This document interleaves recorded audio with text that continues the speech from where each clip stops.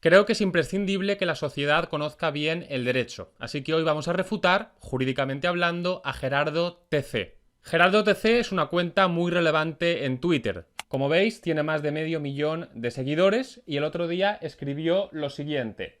Vox propone un gobierno de emergencia nacional con Aznar, Abascal, Felipe González y Rosa Díez y yo les propongo que se lean el librito ese que se llama Constitución. Está muy bien, sobre todo la parte en la que cuenta que para gobernar tienes que haber ganado las elecciones. Y este tuit, de momento, ha recibido cerca de 10.000 retweets y cerca de 27.000 me gusta. Y sin embargo, esto que ha difundido entre tanta gente es falso. En concreto, la idea a refutar es la siguiente.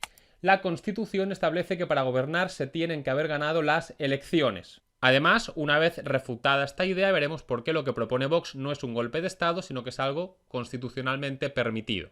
Esto lo vamos a resolver muy rápido, sin embargo vamos a ir poco a poco y de lo general a lo particular, porque si se refuta bien. Entonces, fundamentalmente vamos a ver 4 puntos. Punto número 1, idea previa. Bien, vamos a empezar con un ejemplo para que esto se entienda bien. Todos sabemos que los equipos de fútbol necesitan un entrenador que les dirija. Precisamente por eso, cuando el equipo despide al entrenador, enseguida se buscan a uno nuevo, para que en ningún momento el equipo de fútbol no tenga entrenador. Pues lo mismo sucede en España con el gobierno. Según nuestro sistema, España siempre tiene que tener por encima un gobierno que la dirija. Por ello, cuando el gobierno cesa, enseguida se tiene que nombrar a uno nuevo, para que no se creen vacíos de poder. Esta es la primera idea que tenemos que tener clara. Punto número 2. Cese. Bien, siguiendo con el ejemplo anterior, el del entrenador de fútbol, podríamos decir que el entrenador puede ser cesado por distintas causas. Puede ser cesado porque el equipo no juega bien, puede ser cesado porque el equipo, aunque juega bien, no gana, o puede ser cesado porque el entrenador se lleva mal con el jugador estrella, etc. Ahora bien, ¿por qué causas puede cesarse a un gobierno? Pues esta pregunta nos la resuelve el artículo 101 de la Constitución cuando nos dice lo siguiente. El gobierno cesa tras la celebración de elecciones generales en los casos de pérdida de la confianza parlamentaria previstos en la Constitución, que son 2, el perder una cuestión de confianza y el que triunfe una moción de censura, por dimisión o por fallecimiento de su presidente. Por tanto, el gobierno puede cesar por 5 motivos y los explicamos a continuación de una forma muy breve. En primer lugar, después de la celebración de unas elecciones generales. Imaginemos, por ejemplo, que el gobierno A empieza la legislatura en 2016. La legislatura dura 4 años, entonces en 2020 terminará la legislatura y tendrán que celebrarse unas nuevas elecciones generales. ¿Para qué? Pues para elegir un nuevo gobierno. Entonces, después de celebrarse estas elecciones generales, el gobierno A cesará, aunque seguirán funciones hasta que se elija a otro gobierno, precisamente por lo que decíamos antes, porque no puede haber vacíos de poder. En segundo lugar, el gobierno cesa si se pierde una cuestión de confianza. Esto básicamente es lo siguiente. El gobierno le pregunta al Congreso, Congreso, ¿confías en mí? Si el Congreso le contesta que no, entonces el gobierno cesa. En tercer lugar, también puede cesarse al gobierno en caso de que triunfe una moción de censura. Esto es parecido a la cuestión de confianza, pero con un matiz. Antes, en la cuestión de confianza, era el gobierno el que tenía la iniciativa. El gobierno le preguntaba al Congreso si confiaba en él y el Congreso podía contestar que sí o que no. En la moción de censura es el Congreso el que toma las riendas y el que le dice al gobierno, sin que el gobierno le haya preguntado, no confío en ti. Y en ese caso, también cesa al gobierno. En cuarto lugar, por dimisión del presidente, no hace falta explicarlo, y en quinto lugar, por fallecimiento del presidente. Y esto también se entiende claro, no hace falta analizarlo más. Punto número 3, nombramiento. Otra vez con el ejemplo de antes, decíamos que cuando se cesa a un entrenador, porque el equipo tiene que estar dirigido por alguien, enseguida es necesario nombrar a otro. Y decíamos que lo mismo pasa con el gobierno. Si cesamos a un gobierno, enseguida tenemos que nombrar a otro distinto que le sustituya.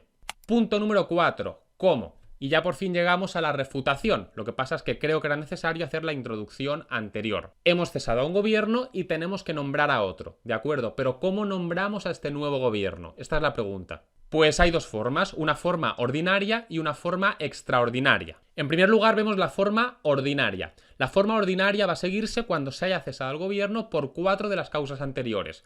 Elecciones generales, cuestión de confianza, dimisión o fallecimiento. ¿Y quién puede llegar a gobernar en este caso? Pues primero el rey se va a reunir con los distintos grupos políticos. Esto es lo que hemos visto en la televisión muchas veces. Y después, según el artículo 99.1 de la Constitución, el rey va a proponer un candidato a la presidencia del gobierno. Lo que decía Gerardo TC, por lo tanto, es falso.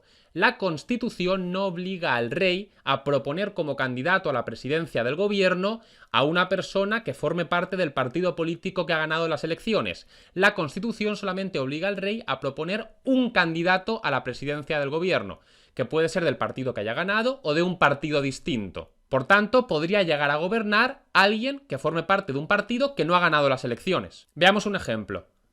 Las elecciones del 20 de diciembre de 2015 las ganó el PP. Y sin embargo, el rey propuso a Pedro Sánchez, no ganador de las elecciones, como candidato a la presidencia del gobierno. Luego no fue investido, pero podría haberlo sido y por tanto podría haberse convertido en presidente aun no habiendo ganado las elecciones. Bien, decíamos que había dos formas, la forma ordinaria y la forma extraordinaria. Ya hemos visto la ordinaria, ahora vamos con la extraordinaria. La forma extraordinaria se va a seguir en el supuesto que nos queda. Hemos dicho que el gobierno podía cesar por 5 causas y que el procedimiento ordinario se seguían 4 de ellas. El procedimiento extraordinario se sigue con la que falta, es decir, con la moción de censura. Cuando haya una moción de censura tenemos que seguir la forma extraordinaria. ¿Y quién puede llegar a gobernar en este caso? Pues los diputados que quieran plantear una moción de censura para echar al actual presidente del gobierno, según el artículo 113.2 de la Constitución, están obligados a proponer a un candidato alternativo a la presidencia del gobierno.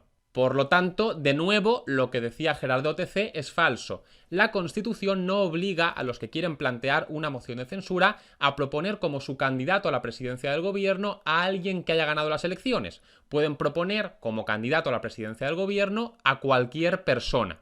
Y de nuevo, para corroborar esto, vamos a ver otro ejemplo. Las elecciones del 26 de junio del 2016 las ganó el PP y Mariano Rajoy fue investido como presidente. Después, en 2018, Pedro Sánchez llegó a ser presidente del gobierno a través de una moción de censura sin haber ganado las elecciones. Por lo tanto, de nuevo, alguien que no ganó las elecciones, en este caso, se convirtió en presidente del gobierno. Por lo tanto, conclusión, lo que dice Gerardo TC no es cierto. En la Constitución en ningún lugar se establece que solamente puede llegar a gobernar aquel que haya ganado las elecciones.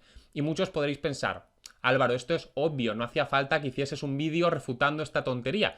Bueno, no es ninguna tontería si 10.000 personas le han dado retweet y casi 30.000 le han dado me gusta en Twitter. Es decir, es una idea que estaba circulando y que muchísima gente se estaba creyendo. Y evidentemente alguien tendrá que refutarla.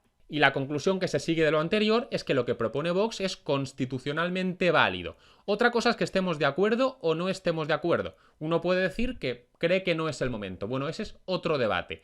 Pero lo que está haciendo no es un golpe de Estado. Es algo perfectamente válido de acuerdo a nuestra Constitución, ese librito. Bueno, esto ha sido todo por hoy. Si os ha gustado el vídeo y queréis estar al tanto de otros vídeos que pueda ir subiendo a mi canal, que se os notifique, podéis suscribiros a mi canal. Como suelo decir, la verdad es que no cuesta nada y yo os lo agradezco bastante. Así que un saludo y hasta la próxima.